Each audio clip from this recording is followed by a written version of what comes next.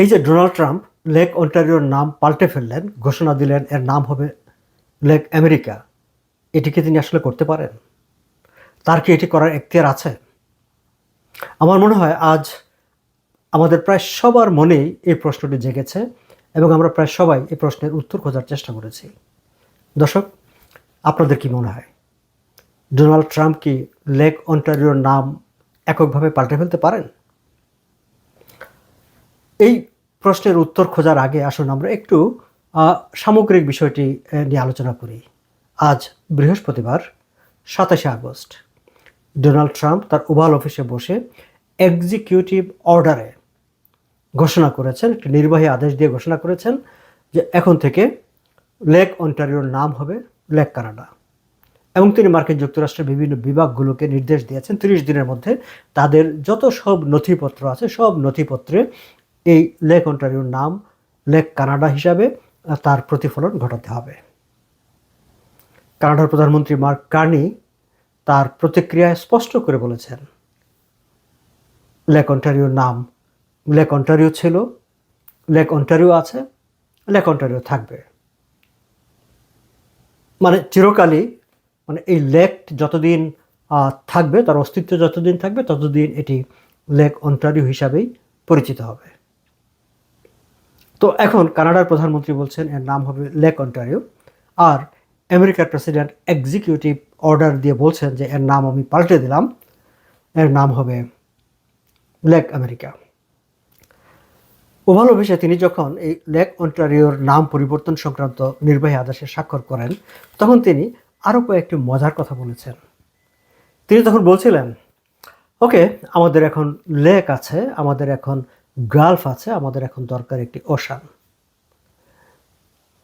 তিনি এও বলছেন যে আমি হয়তোবা আটলান্টিকের নাম পাল্টে ফেলবো, আমি হয়তোবা প্যাসিফিকের নামও পাল্টে ফেলবো।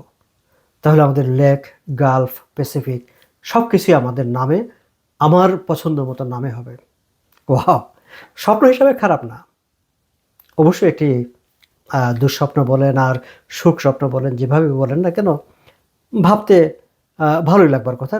ডোনাল্ড ট্রাম্পেরও হয়তো ভাবতে ভালোই লাগছে যে তিনি আটলান্টিকের নাম পাল্টে ফেলবেন কিংবা প্যাসিফিকের নাম পাল্টে ফেলবেন। দর্শক, এই যে প্রশ্নটি দিয়ে শুরু করেছিলাম যে ডোনাল্ড ট্রাম্প এককভাবে লেক অন্টারিওর নাম পরিবর্তন করে ফেলতে পারেন কিনা, এর একেবারে যদি এক কথায় উত্তর আমরা দিতে চাই বা খুঁজি, তাহলে এর উত্তর দুটি আছে, ইয়েস অ্যান্ড নো। হা এবং না দুটোই এর উত্তর হতে পারে। হা কিভাবে? লেক অন্টারিওর বর্ডার শেয়ারিং হচ্ছে আমেরিকার সঙ্গে এবং কানাডার সঙ্গে। এটা একটা ইন্টারন্যাশনাল একটা, মানে তার অবস্থানটা এটি আন্তর্জাতিক একটি লেক, ওয়াটার বডিজ। এখন তার যে মার্কিন যুক্তরাষ্ট্রের ভূখণ্ডের মধ্যে যে অংশটুকু আছে সেইখানে তিনি, তার এখতিয়ার আছে যে তিনি তাকে, মানে আমেরিকানরা যদি অ্যাকসেপ্ট করে তাহলে তিনি যে নাম পরিবর্তন করতে পারেন, যে কোনো নামে ডাকতে পারেন।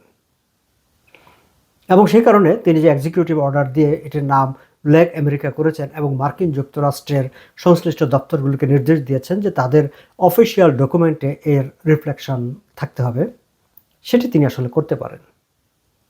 যেটি তিনি করতে পারেন না সেটি তিনি কানাডাকে বাধ্য করতে পারেন না বা ক্যানাডিয়ানদের বাধ্য করতে পারেন না যে এর নাম লেক আমেরিকাই হবে, তোমরা এটাকে লেক অন্টারিও ডাকতে পারবে না। কিংবা অন্য দেশের ইন্টারন্যাশনাল কমিউনিটিকেও হি ক্যানট ফোর্স যে তোমাদের নথিপত্রে বা এই লেক অন্টারিওর পরিবর্তে তোমাদেরকে লেক আমেরিকাই বলতে হবে। That he can't do. ওটা হচ্ছে তার জুরিসডিকশনের বাইরে। এমনকি আমেরিকার ভিতরেও সরকারি দপ্তরগুলোর বাইরে পাবলিক, প্রাইভেট এন্টিটি, মিডিয়া, তারাও কিন্তু তার নির্দেশ মানতে বাধ্য না। তারা চাইলে এটিকে লেক অন্টারিও বলতে পারেন, তারা মনে করলে তার আদেশ মেনে নিতে পারেন। কেন, কিভাবে? আমরা একটু সেদিকে তাকাই। আপনাদের মনে থাকবার কথা 2025 সালের জানুয়ারি মাসের দিকে তিনি গালফ অফ মেক্সিকোর নাম পরিবর্তন করে ফেলেছিলেন। প্রথম তিনি বলেছিলেন যে তার নাম পাল্টে দিবেন, তারপর সত্যি সত্যি কিন্তু ঠিক একইভাবে এক্সিকিউটিভ অর্ডার দিয়ে তিনি নাম পাল্টে ফেলেছেন। এখন মার্কিন যুক্তরাষ্ট্র সরকারের যেসব ডিপার্টমেন্ট বা নথিপত্র আছে সেখানে গালফ অফ মেক্সিকো আর নেই, সেখানে আছে গালফ অফ আমেরিকা। কিন্তু ইন্টারন্যাশনাল যত ডকুমেন্টস আছে বা আন্তর্জাতিকভাবে, মেক্সিকো সেটিকে গালফ অফ মেক্সিকো বলে, কানাডিয়ানরা সেটাকে গালফ অফ মেক্সিকো বলে, এবং বহির্বিশ্বের সবাই সেটাকে গালফ অফ মেক্সিকো বলে। সেটি কিন্তু গালফ অফ আমেরিকা হয়ে যায়নি। আরও মজার ব্যাপার হচ্ছে, আন্তর্জাতিক বার্তা সংস্থা এপি তারা রীতিমতো ট্রাম্প প্রশাসনকে চ্যালেঞ্জ করে তারা অস্বীকৃতি জানায় যে না, তারা এটিকে গালফ অফ আমেরিকা বলবে না, তারা এটাকে গালফ অফ মেক্সিকো বলবে। এবং এপি তাদের প্রত্যেকটি নিউজে সব কিছুতে তারা এটাকে গালফ অফ মেক্সিকো বলতে শুরু করে, উল্লেখ করতে শুরু করে। সেটি নিয়ে হোয়াইট হাউসের সঙ্গে তাদের বেশ একটা বিবাদও তৈরি হয়, এবং সেই বিবাদের জের ধরে এটি আদালত পর্যন্ত করায়। এখন সেটি ফেডারেল কোর্টে বিবেচনাধীন আছে। তার মানে হচ্ছে যে তিনি যে সিদ্ধান্ত এক্সিকিউটিভ অর্ডারে যে গালফ অফ মেক্সিকোর নাম পাল্টে দিয়ে গালফ অফ আমেরিকা করে ফেলেছিলেন, অন্তত একটি বার্তা সংস্থা সেটিকে চ্যালেঞ্জ করেছে।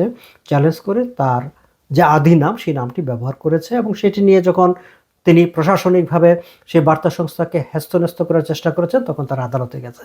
এখন এটি আদালতের বিবেচনায় আছে, শেষ পর্যন্ত কী হবে আমরা জানি না। কিন্তু বাস্তবতা হচ্ছে যে তার সিদ্ধান্তটিকে চ্যালেঞ্জ করা গেছে, চ্যালেঞ্জ করা যায়। তো ল্যাক অফ অন্টারিওর ক্ষেত্রেও তো তাই হবে।